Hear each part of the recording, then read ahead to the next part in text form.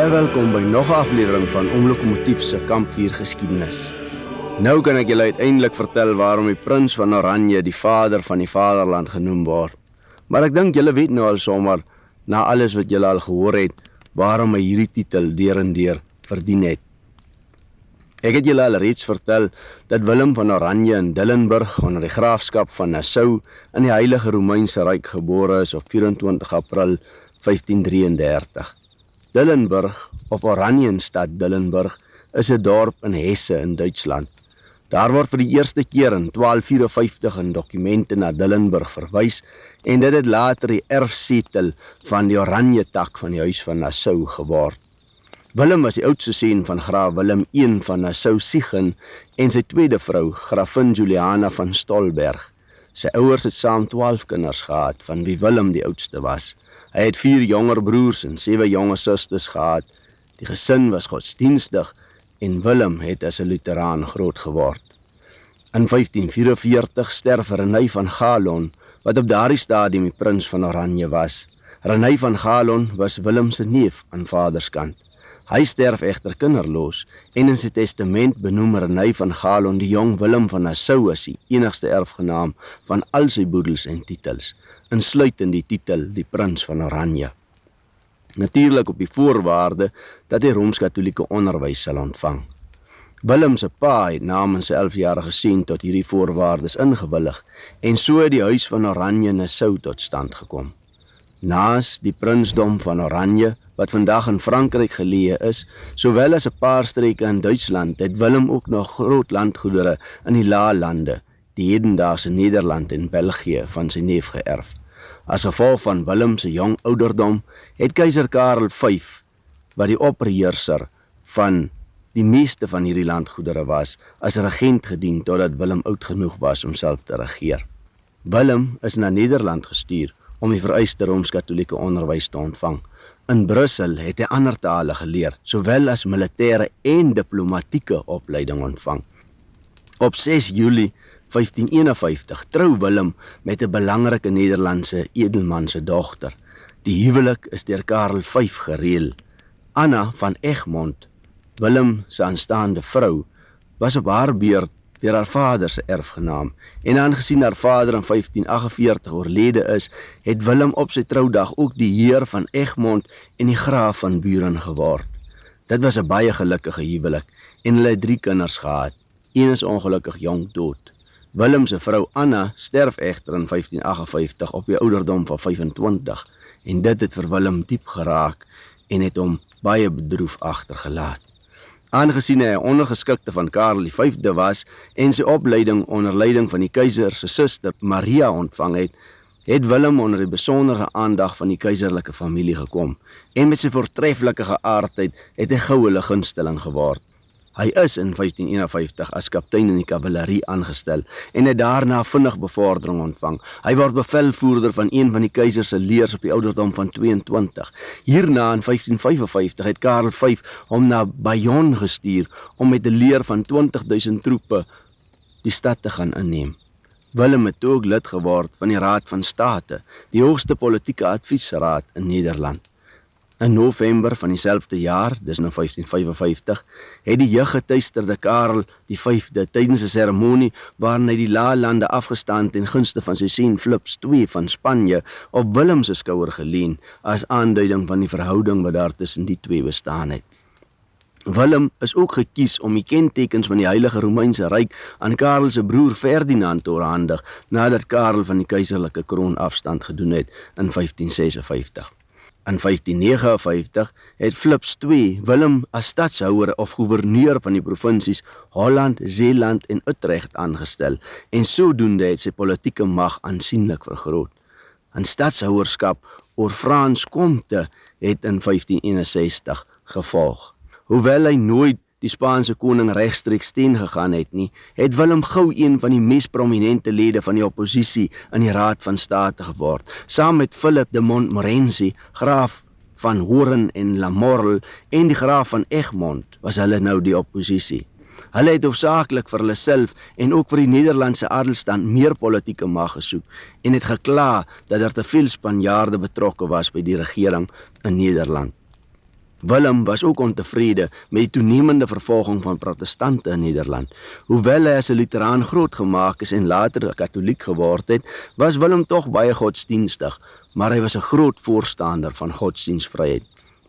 Die aktiwiteite van die inkwisies in Nederland onder leiding van kardinaal Granville, die eerste minister van die nuwe stadshouer Margaret van Parma, die halfsuster van Philips II, het die teenkanting teen die Spaanse heerskappy vergroot en wou hulle einde sien aan die teenwoordigheid van Spaanse troepe in die Nederlande. Sy besluit om die Spanjaarde uit Nederland te verdryf het ontstaan, soos ek al reeds voorheen vir julle vertel het, toe hy en die hertog van Alva in die somer van 1559 as gijslaars na Frankryk gestuur is, volgens die vredesooreenkoms van die Spaans-Franse oorlog. Tydens sy verblyf in Parys op 'n jagtog, het koning Hendrik II van Frankryk met Willem 'n geheime ooreenkoms tussen Philips II en homself bespreek, wat gemik was op die gewelddadige uitwissing van protestantisme in Frankryk, Nederland en die hele Christelike wêreld. Hierdie ooreenkoms word deur Alva beding en Hendrik het verkeerlik aanvaar dat Willem daarvan bewus was. Willem het destyds nie die koning se aanname weerspreek nie, maar hy het daar en dan besluit dat hy nie die slagting van soveel eerbare mense sou toelaat nie, veral nie in die Nederland waarvoor hy soveel deernis gehad het nie.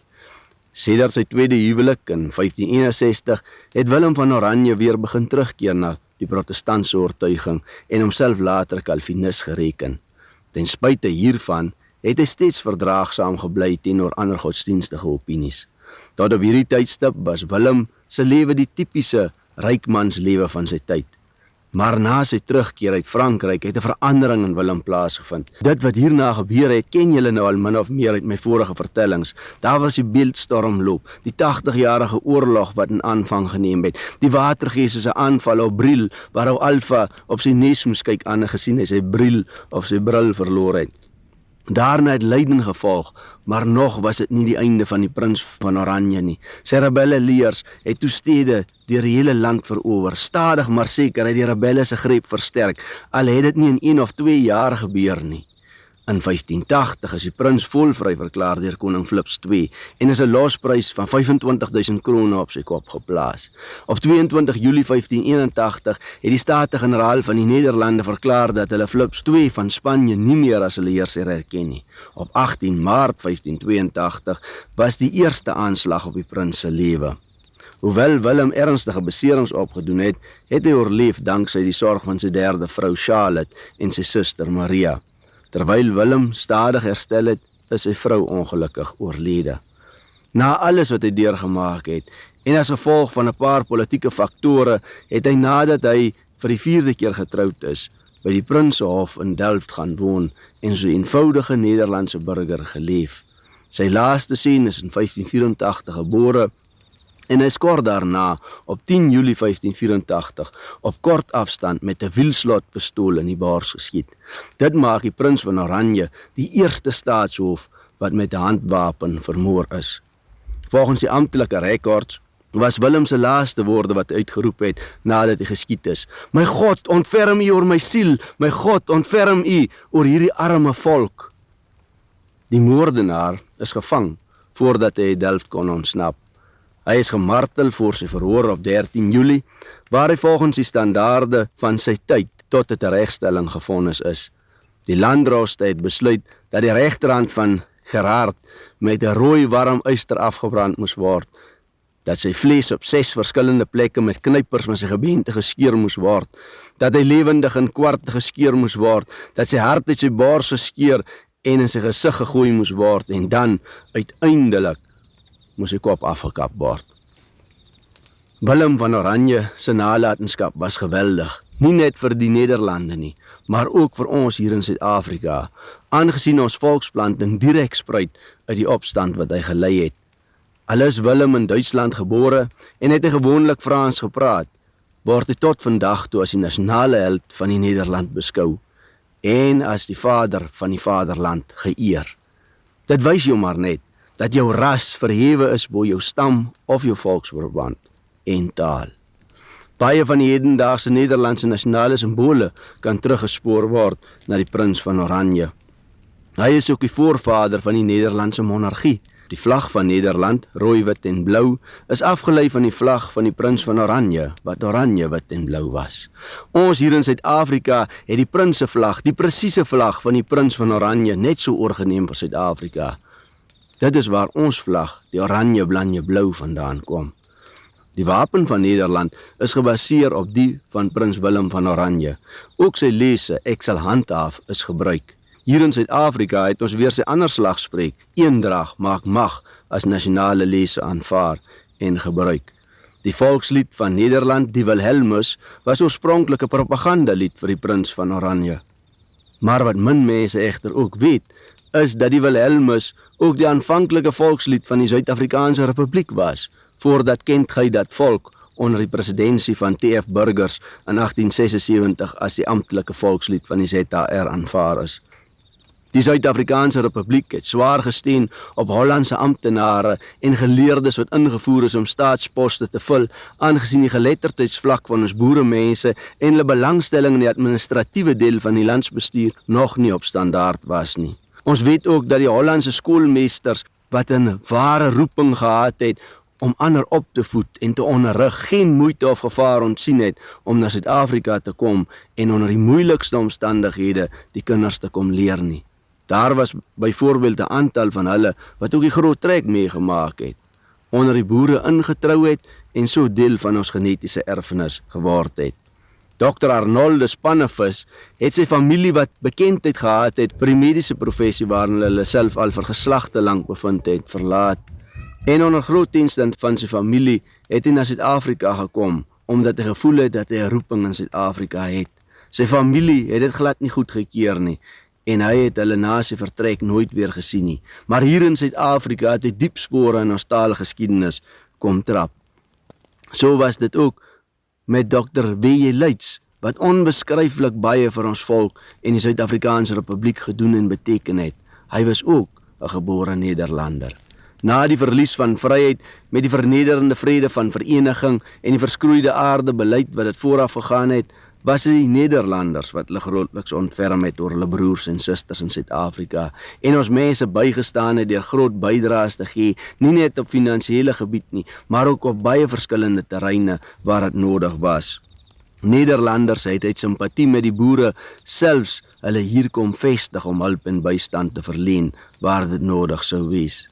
Selfs die beroemde Guy Korsten, wat die harte van ons volk so aan die brand gesing het in die vorige eeu, is van geboorte 'n Nederlander. En so het die Nederlanders sedert ons ontstaan, tot in die onlangse verlede diep spore in ons geskiedenis getrap. Selfs ons eie vader van die Republiek van Suid-Afrika, die vader van apartheid soos wat hy ook genoem word, Dr. Hendrik French Verwoerd, is op 8 September 1901 in Amsterdam, Nederland gebore. Hy het saam met sy ouers na Suid-Afrika verhuis in 1903. Sy pa was 'n diepgelowige winkelier wat juis as gevolg van sy simpatie met die verslaane boerevolk besluit het om na Suid-Afrika te verhuis om hier aan ons mense te kom bystand verleen. Tussen 1912 en 1917 het die Verwoerd gesin in die destydse Rhodesië gewoon. Hendrik Verwoerd het in die Vrystaat gematrikuleer en hy het met sy punte eerste in die Vrystaat gestaan en 5de in die land. Hy het sielkunde en filosofie gaan studeer en in 1924 'n doktorsgraad behaal. Daarna het hy in Europa verder gaan studeer en ook Groot-Brittanje en die VSA besoek. Terug in Suid-Afrika het Dr. Verwoerd in 1929 die volk se hart gesteel met sy genialiteit, toe hy sonder enige notas briljante en toepaslike toesprake begin lewer het. Hy betree die politiek en in 1937 word hy die redakteur van die Transvaaler Koerant. Hy vind 'n strydgenoot in advokaat J.G. Strydom, die leeu van die noorde, en saam begin bou hulle aan die nasionale party. Hulle verkondig saam met Dr. D.F. Malang die boodskap van 'n vrye Afrikaner Republiek en helaas word hierdie ideaal verwesenlik op 31 Mei 1961 met aan die spits Dr. H.F. Verwoerd, die vader van die Republiek van Suid-Afrika, ons eie vader van die vaderland, ons eie prins van Oranje. 'n Man wat soos die prins van Oranje gestry het vir 'n ander land se vryheid en onafhanklikheid as die land van sy geboorte. Soos die prins van Oranje oorleef hy die eerste aanslag op sy lewe, toe David Pratt hom op 9 April 1960 op kort afstand probeer skiet het. Op 6 September 1966 is hy egter nie so gelukkig nie en word hierdie vader van ons eie republiek in die parlement in die tweede aanslag op sy lewe, soos die prins van Oranje wat ook met die tweede aanslag op sy lewe vermoor is, vermoor. Ongelukkig het dieselfde lot nie sy moordenaar en die se medepligtiges getref as wat die moordenaar van die prins van Oranje getref het nie. Demetrius Effendas is as geestelik versteurd verklaar en nooit in volle reg verhoor en veroordeel vir die moord op Dr. Verwoerd nie. Daar word steeds geglo dat Dr. Verwoerd deur die geldmag en deur die verlooptes uit sy eie kabinet vermoor is. Dr. Verwoerd se nalatenskap was groot en soos die prins van Oranje, wat na sy dood en tot vandag toe nog as held vereer word, sal Dr. Verwoerd se naam bly voortleef. Selfs sy vyande kry 'n siddering wanneer hulle die naam van Dr. Verwoerd hoor. Mag ons volk altyd trots bly op ons eie prins van Oranje, ons eie vader van die vaderland, ons eie vader van apartheid, Dr. Hendrik Frans Verwoerd. En hiermee vertrek ek. Sien julle weer op 'n ander plek vir nog 'n paar stories.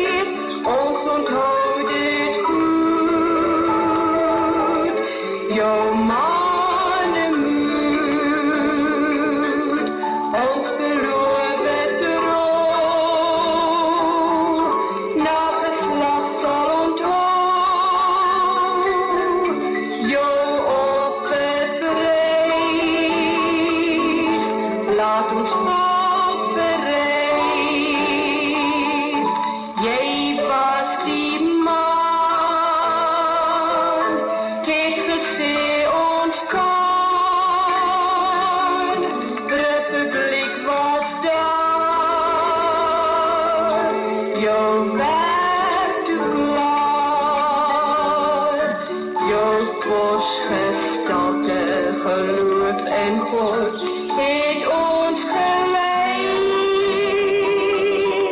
Het maakt weer lucht, gegee om vrijheid te verkrijgen. Jouw woorden heeft alle vrees bij ons.